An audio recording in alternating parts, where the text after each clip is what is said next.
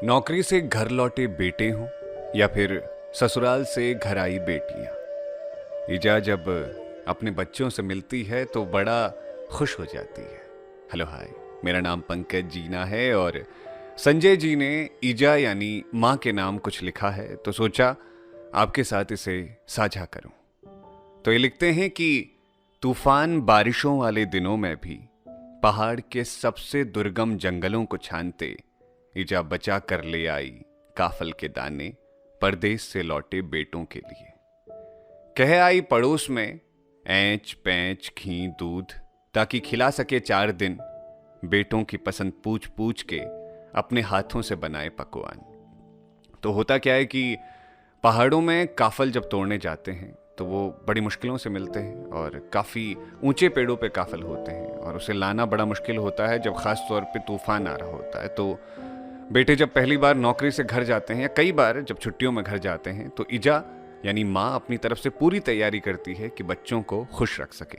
तो पड़ोस में ऐंच पैच मांगा जाता है कि लाइए थोड़ा घी दे दीजिए, थोड़ा दूध दे दीजिए, हमारा बेटा आया है ना अभी परदेश से तो उसको कुछ खिलाना है। तो इस तरह से माँ प्यार दिखाती है। आगे सुनिए कि अक्सर गोट पात करते करते रात होते रसोई में आने वाली ईजा सांझ ही चूल्हा जला कर बैठ गई। चुरा लाई है ईजा सबसे व्यस्त दिनों में से कुछ पल ताकि कह सके बेटों से सुख दुख, सुना सके गांव घरों के फसक। गोट पात यानी गोट में काम करते हुए जो गौशालाएं होती हैं, हमारी माताएं हमारी ईजाएं बहुत वक्त बिताती हैं वहाँ। लेकिन जब बेटे आ रहे होते हैं तब वो सारे काम बड़ी जल्दी निपटा लेती हैं और बेटों से बातें करती हैं। आगे है, ईजा हमेशा अपने सुख को बढ़कर दिखाती रही, ईजा छिपाती रही अपना दुख। ईजा के आंसू चूल्हे की आंख फूंकते सूख गए या धुएं का बहाना बन गए। तो जो मम्मियां होती हैं ना वो अपने सुख को ही बताती हैं, कहती हैं बेटा मैं तो खुश हूं, तू अपना देख ले। और जब भी कभी उनकी आंखों में आंसू आते हैं तो कहती हैं अरे यार वो मैं ना अभी प्याज काट रही थी या फिर मैं वो चूल्हे को फूंक रही थी ना, वो आग जलाते हुए धुआं मेरी आंखों में चला गया। इस तरह से आंसू छिपाए जाते हैं। ईजा ही थी जो घर खर्च में से चुरा कर कुछ पैसे बेरोजगार बेटों के हाथ में चेपती रही।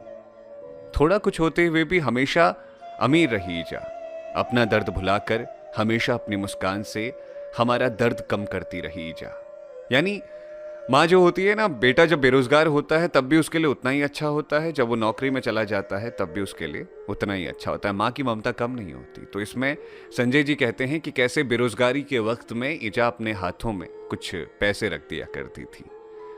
कभी सोचता हूँ कठोर चट्टानों पर कैसे उगाई होगी प्योली, कैसे दुर्गम पहाड़ों की चोटी पर अकेले खिल जाता होगा बुरांश।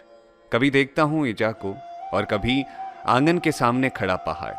ईजा और पहाड़ खामोश होते हुए भी कहते हैं कितना कुछ। पहाड़ निशानी है कि कितनी मजबूती से वो खड़े हैं। वैसे ही ईजा अपने दुखों को पीछे करते हुए बच्चों को खुश देखते हुए अपनी जिंदगी कुर्बान कर देती है। तो आपकी ईजा को मेरी तरफ से बहुत बहुत प्रणाम और हम सब की ईजाओं के नाम ये कविता है। मेरी ईजा भी सुन रही होगी तो ज़रूर बड़ी खुश होगी इस कविता को सुनते हुए। तो ईजा को भी मेरी तरफ से ढेर सारा प्रणाम।